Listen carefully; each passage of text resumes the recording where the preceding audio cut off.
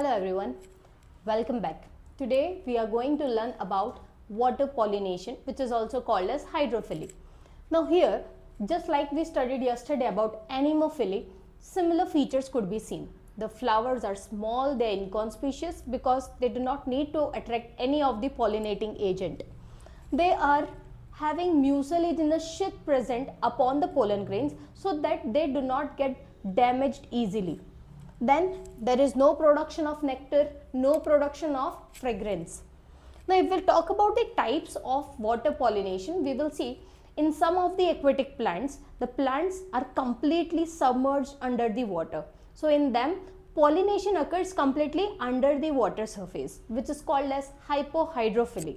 Whereas there are some others in which the flowers remain floating, allowing the process of pollination occurring above the water surface, which is why we call them as epihydrophily.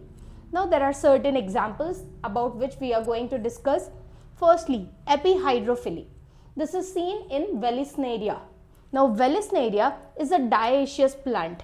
Dioecious, which means males and female flowers are born on two different plants. So let's consider the female plant and this one as the male plant. The male plant has male spadix from which the flower upon becoming mature usually gets detached, comes to the surface, floats, whereas the females are provided with a coiled long stalk. This stalk allows the female flower to remain under the water surface. When the flower is mature enough, the stalk will become uncoiled, allowing the flower to float on the surface. At this point, the male flowers would release the pollen grain. This pollen grain settle on the female flowers which are now floating on the surface of the water. Once this is done, the stalk will again recoil.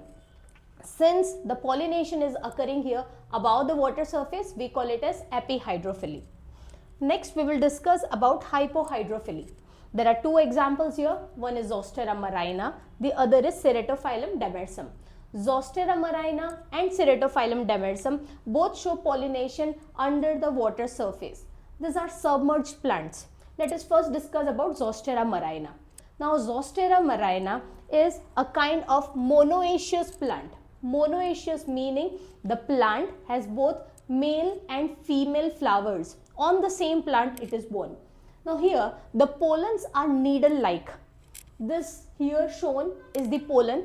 The pollen needle-like structure would move to the stigma, and this process is occurring under the water. So the movement is propelled by the water current.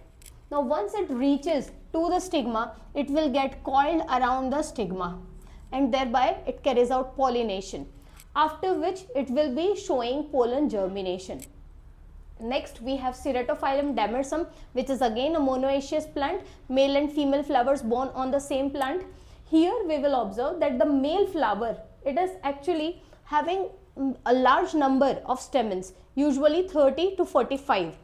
So 30 to 45 such stamen would be present. When it becomes mature, the anther gets detached and it starts floating on the water surface. After some time, when the maturity is attained, the pollens would be released from here due to dehiscence, and later the pollens sink down. As they sink down, they reach to the female flower. They settle upon the stigma, allowing pollination under the water surface. So this is all about hydrophily. We have seen 3 examples. In the next class, we will be learning about entomophilous flower. Thank you.